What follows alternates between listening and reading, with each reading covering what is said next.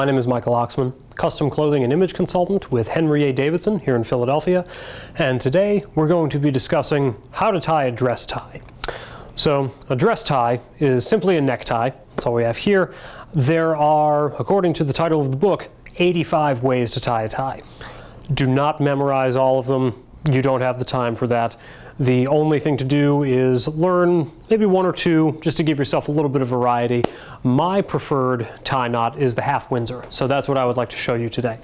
And for starters, you have two blades to your tie, a wide blade and a narrow blade. Depending on the length of your torso and the size of the knot that you want, you will have to adjust where each blade sits relative to the other. So, with that in mind, I generally start with my wide blade about 14 or so inches further down from the narrow blade. So, for starters, wide over narrow. Step 2 is to take the wide blade and go underneath the narrow and then out and around, just like that. Step 3, very simple.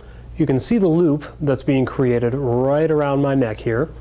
Take the wide blade and place it downward through that loop and pull it nice and taut so there isn't any extra material hanging around. The next step, take the wide blade, go over again, and now you can see the tie knot beginning to form. The next step is to take the wide blade and go up through that loop. Here you can see that tie knot really coming together, and then your next step is to take the wide blade and push it right down through there. Always remember to try to manufacture a dimple, which is what that little divot is right here. That's really what gives your tie a graceful arc.